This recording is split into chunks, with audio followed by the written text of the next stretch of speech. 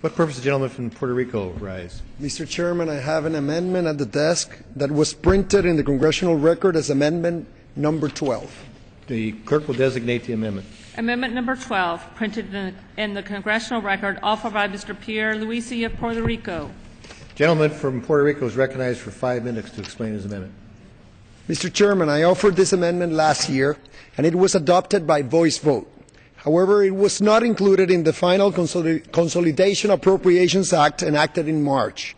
The homicide rate in Puerto Rico is about 3 times higher than any state, and most of these murders are linked to the international drug trade. Appropriately, the federal government is allocating substantial resources to combat drug trafficking organizations operating in the Central American corridor and along the southwest border. However, those organizations are adapting, returning to smuggling routes through the Caribbean region that were heavily utilized in the 1980s and 1990s. As a result, the Coast Guard seized or disrupted over 17,000 pounds of drugs in the vicinity of Puerto Rico in 2012, a 600% increase over the previous year. DEA seizures rose nearly 100%. Customs seizures were up nearly 40%. And in 2012, Customs seized more drugs in Puerto Rico than it did along the 180-mile border between Mexico and New Mexico. Meanwhile, the street price of drugs in Puerto Rico has decreased. This is a security problem of national scope, given that 80% of the drugs that enter Puerto Rico are subsequently transported to the U.S. mainland, where they destroy communities and lives. Through various bills and accompanying reports, the House Appropriations Committee has expressed the view that DHS and DOJ should prioritize counter-drug efforts in the U.S. Caribbean to respond to the current crisis.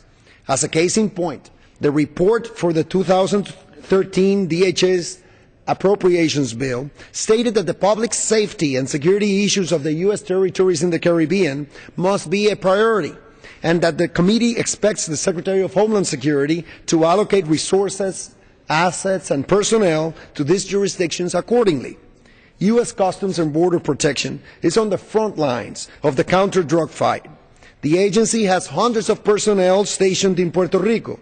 My amendment is designed to address a problem that arose in fiscal year 2011, and one that continues to compromise the ability of CBP to carry out its vital counter-drug mission in Puerto Rico. For over a century, federal law has provided that the collection of certain duties and taxes in Puerto Rico by CBP or its predecessor agencies will be deposited in something called the Puerto Rico Trust Fund.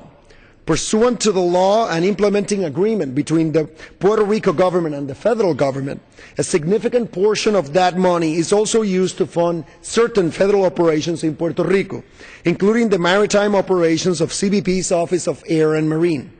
For many years, this arrangement worked well enough.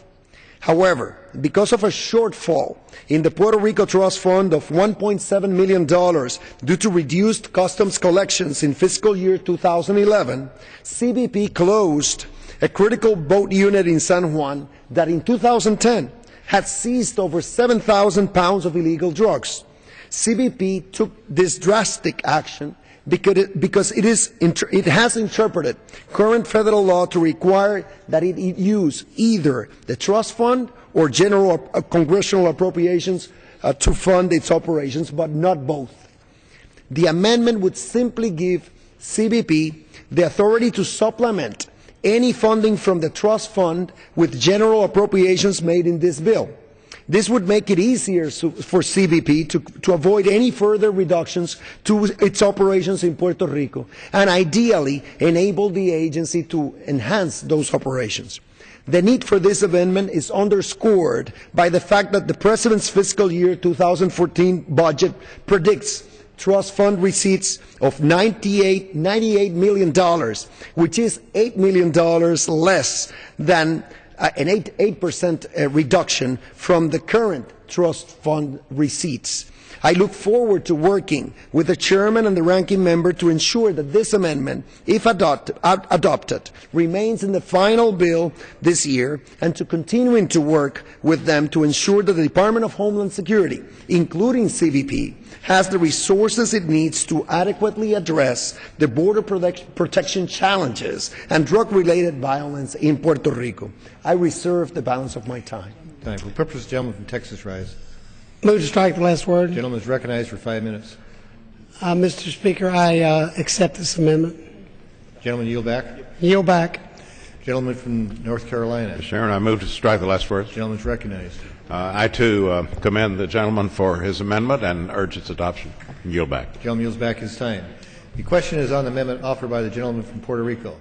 As many as are in favor will signify by saying aye. Those opposed will say no. Opinion chair, the ayes have it. The ayes have it. Amendment's agreed to.